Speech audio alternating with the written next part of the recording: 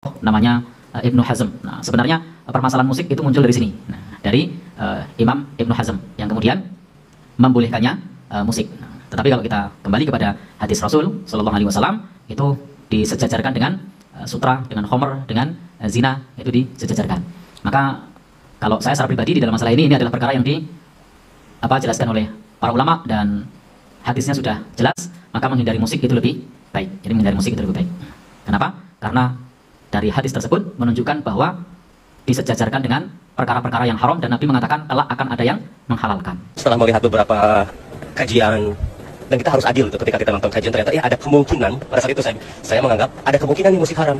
Berarti kita harus pelajari, jangan dibuang langsung, aku ikut pendapat yang ini aja deh. Enggak, tapi kita harus adil melihat dari dua sisi. Bismillahirrahmanirrahim. Assalamualaikum warahmatullahi wabarakatuh. Kaum muslimin yang semoga dirahmati Allah subhanahu wa ta'ala. Pada video kali ini kita akan mendengarkan penjelasan hukum musik. Mari kita simak bersama. Kalau kita melihat di dalam hadis Bukhari bahwa hukum asal musik itu sebagaimana dalam hadis riwayat Bukhari bahwa nanti akan datang satu masa yang mana manusia itu yastahillunal khirra wal harira wal khamra wal ma'azif, akan menghalalkan sutra, akan menghalalkan apa di sini musik, khamr. Jadi di situ disebutkan akan datang satu masa bahwasanya nanti manusia akan menghalalkan sutra, kemudian apa tadi, khamr, kemudian juga musik. Sehingga kalau kita lihat di dalam hadis Bukhari ini, maka hukum asalnya adalah tidak boleh. Kemudian memang kemudian muncul di masa, kalau saya tidak salah ingat, di masa Andalusia itu ada satu tokoh namanya Ibnu Hazm. Nah, sebenarnya permasalahan musik itu muncul dari sini. Nah, dari Imam Ibnu Hazm yang kemudian membolehkannya musik. Nah, tetapi kalau kita kembali kepada hadis Rasul Shallallahu Alaihi Wasallam itu disejajarkan dengan sutra, dengan khomer, dengan zina itu disejajarkan. Maka kalau saya secara pribadi di dalam masalah ini adalah perkara yang jelaskan oleh para ulama dan hadisnya sudah jelas, maka menghindari musik itu lebih baik. Jadi menghindari musik itu lebih baik. Kenapa? Karena dari hadis tersebut menunjukkan bahwa disejajarkan dengan perkara-perkara yang haram dan Nabi mengatakan kelak akan ada yang menghalalkan. Sehingga ini terkait hukum asal. Adapun kemudian pembahasan para ulama kontemporer itu nanti beda lagi. Maka ini saya menjawab pertanyaan jenengan versi hadis Nabi Shallallahu Alaihi Wasallam. Karena nanti kalau sudah versi kontemporer nanti panjang ceritanya. Nah, jadi nanti panjang ceritanya. Maka ini saya sampaikan yang versi hadis Nabi Shallallahu Alaihi Wasallam seperti itu. Wallahu a'lam bishawab. Selama mempelajari agama, yang saya rasain itu nggak bisa bertemunya itu dua hal seperti itu di dalam hati manusia. Khususnya waktu saya sholat itu masih terngiang-ngiang gitu ya, musik itu ya nggak hilang-hilang gitu.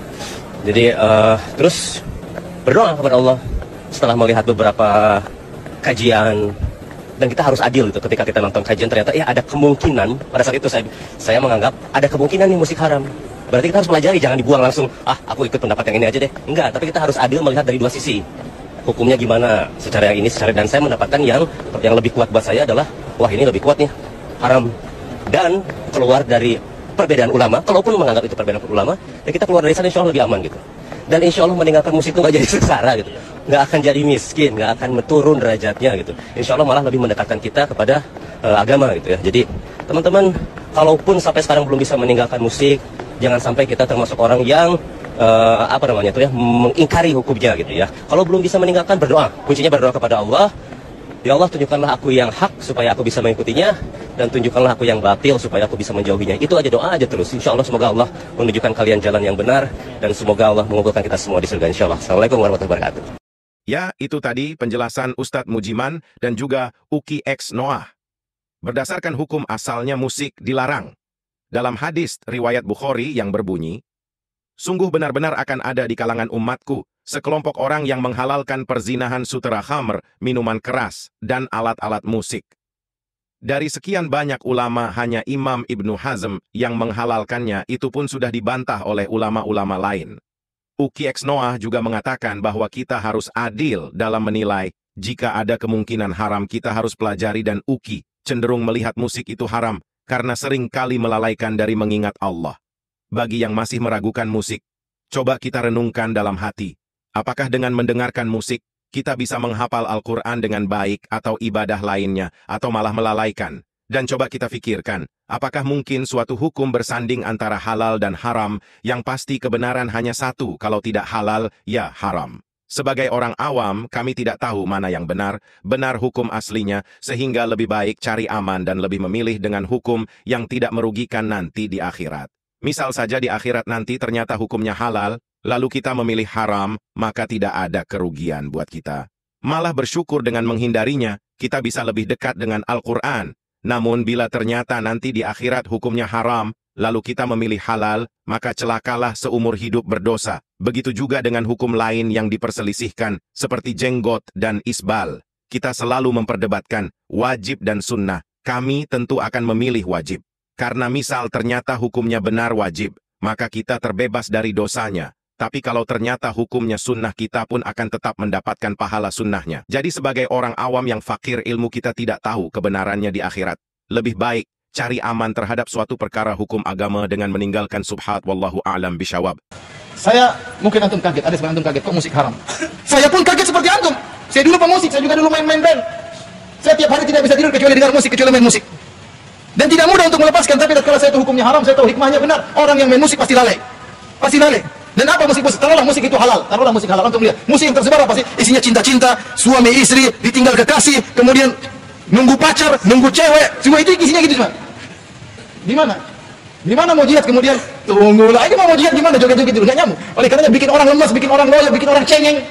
Itu semua gara-gara apa? Aslinya akhirnya istri pun tidak mau dipoligami. Gara-gara apa? Terlalu banyak nonton apa? Dengar-dengar musik-musik seperti itu. Mau saya? Ini bercanda. Mau saya kenyataan isi musik seperti itu. Apa yang ente harapkan? Coba ente cari. Musik Islami berapa persen sih? Musik Islami nggak sampai 1% itu pun orang malas dengar. Mana musik Islami dibandingkan dengan Bon Jovi, dengan Extra Rose? Nggak ada apa-apa yang nggak enak sama sekali. Orang lebih tertarik dengan musik-musik yang hebat-hebat. Maka kalau kita bilang musik pun asalnya haram, kebanyakannya juga apa? Haram. Apalagi musik hukum asalnya apa? Halal. Kemudian kita pun bertasyabuh dengan orang Nasrani. Orang Nasrani beribadah dengan alat musik, dan kita tidak boleh bertasyabuh dengan orang Nasrani, terutama dalam peribadatan. Dan semua ulama mengharamkan. Imam Syafi'i, Imam Nawawi, Ibnu Hajar Al-Haytami dalam kitabnya Az-Zawajir an Iktirafil Kabair, peringatan terhadap dosa-dosa besar, dia masukkan main musik dalam dosa besar. Dia masukkan main musik dalam dosa besar. Saya dulu tiap hari main musik, dungdang sama cewek-cewek, kemudian azan zuhur saya berhenti. Saya rajin salat waktu itu. Beneran nih, saya tidak bohong. Jadi begitu mau azan salat, berhenti. Saya salat dulu. Salat hatinya hancur, gimana ente? Ente mau khusyuk salat baru gini-gini, nggak bisa ente mau. Hati hancur dipenuhi dengan apa? Musik. Dia ente mau nangis, sementara nanti ente isinya drum band dan macam-macamnya. Sampai saya gelisah, kok bisa demikian? Saya merasa nggak serak waktu itu. Padahal yang saya nyanyi terkadang lagu kasidah, dan saya waktu itu juara kasidah, juara 1 lagu Islami. Tapi rusak hati ini. Hati ini apa? Rusak. Bagaimana kalau saya nyanyi lagu-lagu metal, lagu rock and roll, lagu jazz dan macam-macamnya? Yang tadi saya katakan musik itu kebanyakannya rusak. Oleh karenanya kalau dia haram, wajar-wajar saja. Wajar-wajar saja. Apalagi musik itu sendiri hukumnya apa? Haram. Para ulama hanya membolehkan duf, yaitu drum rebana, kalau ada acara walimah atau ada acara Idul Fitri, Idul Adha, tidak jadi masalah. Ya. Tapi kalau yang lainnya maka tidak diperbolehkan. Dan temannya musik apa? Temannya musik homer, cewek, ya kan? Pasti itu. Penyanyi kalau tidak cantik, siapa mau dengar juga? Harus cantik, harus mantap, harus lenggak-lenggok, harus macam-macam. Masih ada yang protes musik haram. Memang susah, tapi harus antum lepaskan. Dan insya Allah bisa antum apa? Lepaskan. Kalau sudah terlepas dari musik, ente lebih tenang. Ente kira musik bikin tenang? Tidak. Tenang itu baca Quran. Ente kira tidur dengan musik bikin tenang? Tidak, tenang. Hati, ketenangan di hati yang beri kebahagiaan siapa? Allah Subhanahu wa Ta'ala.